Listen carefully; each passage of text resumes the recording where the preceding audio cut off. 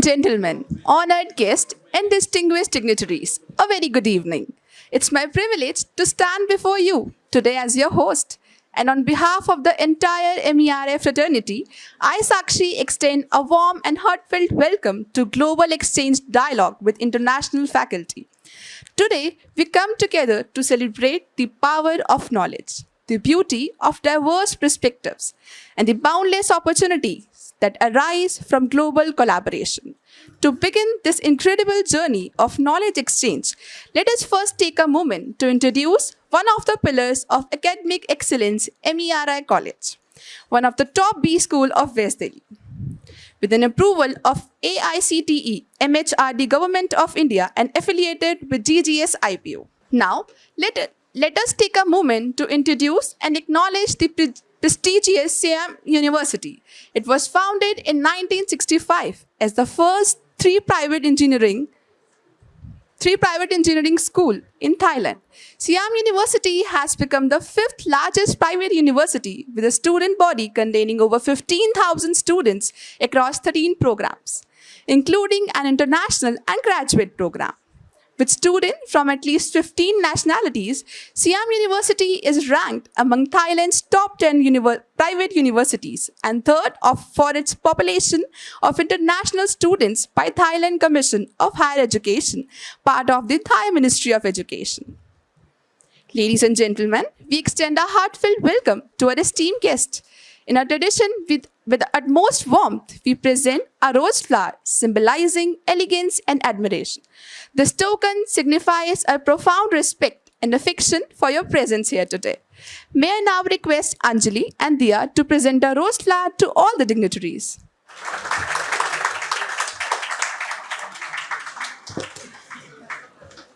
Thank you, everyone. Let us now follow the traditional ceremony as a tribute to Ma Saraswati, the goddess of knowledge. Light is a symbol of brightness and prosperity as sunlight expels the darkness of night by bringing prosperity and happiness in our lives. To make this event a blessed one, we must invoke Goddess Saraswati by lighting the lamp of knowledge and wisdom along with the Saraswati Vandana. May I now request all the dignitaries to proceed for the lamp lighting ceremony.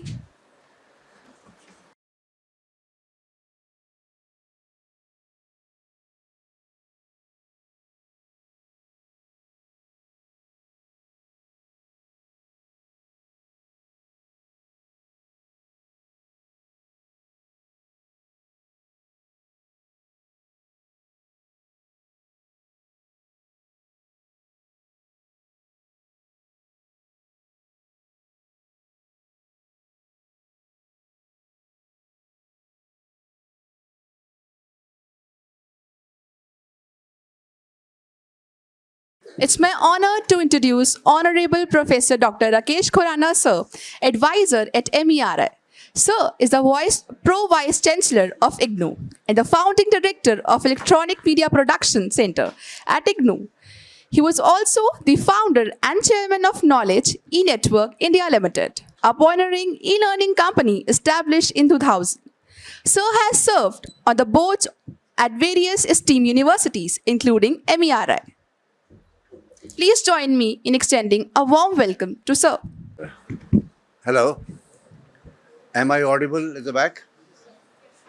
Well, I don't want to make it very flowery, but it really gives us pleasure that Dr. Ponchai is here and Dr. Chanita is there and Dr. Ying Sahani is here. I hope I have pronounced your Thai name properly. And I should add the epithet professor to Dr. Ponchai and professor to Dr. Chanita, who is also the vice president of the university and what is called a university professor. We are quite familiar in that in our Indian universities, that university professor is like a very senior professor, okay. So, of course, Dr. Ponchai is a very well-known educationist, educational administrator, and is the president of the Siam University. Now, I believe all of us know what the meaning of Siam is. Siam is the old name of Thailand, okay, with some lot of history attached to it. And this university, with which Dr. Panchai has been associated for quite some time, was one of the first engineering schools to be put up in the private sector. And today it is very large, as Sakshi gave the numbers, 15,000 plus engineering students, and now they've started an international department also. I went and taught there in the 80s in the Open University. Now, Open Universities used to have a lot of students, but still, Thailand Open University didn't have that many students as 15,000. So things have changed. Whole of Asia, India included, the STEM graduates have been rising quite a lot. And there might have been periods of their relative unemployment and so on, but technology is moving at a pace which couldn't have moved without these STEM graduates. And at a time when the learning has become online, it has become just in time. So there is not much of a difference also in terms of very good schools at place A or place B or place C or place D. They're almost comparable now. See, otherwise the faculty won't survive and the students won't survive in the marketplace. So this is what Siam University has proved. All of such private operations in India or Thailand or Philippines and so on, in that era of 80s, we had to struggle a lot because it won't be acceptable by the public systems. So an extra effort had to be made.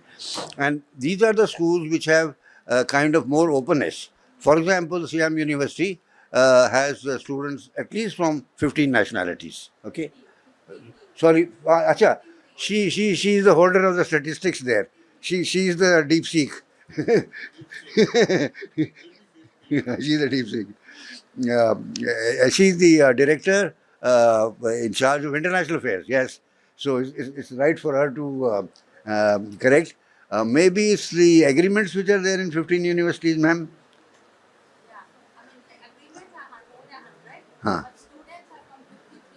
53 countries. Yeah. So that's quite fantastic. And her contribution to that and to manage those students is quite very substantial. So for any intercultural thing and so on, whenever we need, of course, your Zoom talk here, 30 minutes, remember? Your Zoom talk has been gone through by a lot of people. You recall, no, that in MERI dialogue you did that. Okay. So, in a sense, some of us at least feel very familiar with the university. And it has become quite clear. I mean, you were not able to come, but you then explained everything about it. So we got a feel of what your international dimension is. Same thing, MERI is trying to develop an international dimension in Central Asia, hopefully with Thailand. Number of MOUs wise, it is a lot of them, 45, 50 of them. But a real strength has to come by putting energy behind them.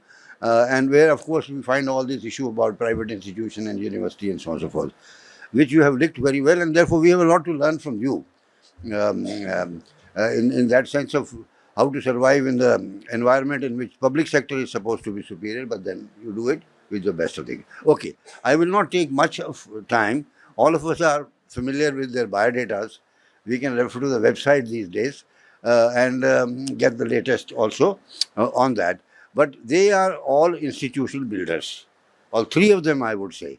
Though Bisani is relatively younger in that, but managing relationship with 50 plus countries is not a joke. Even to remember their names properly and languages properly is a job. But then again, the online mechanisms and all that have made it somewhat possible to do that. And similarly, we would like to consider what is it that is possible, whether we do it online, quasi, hybrid, etc., etc. Ma'am is, of course, very well known, both professor and administrator. So with this, I will invite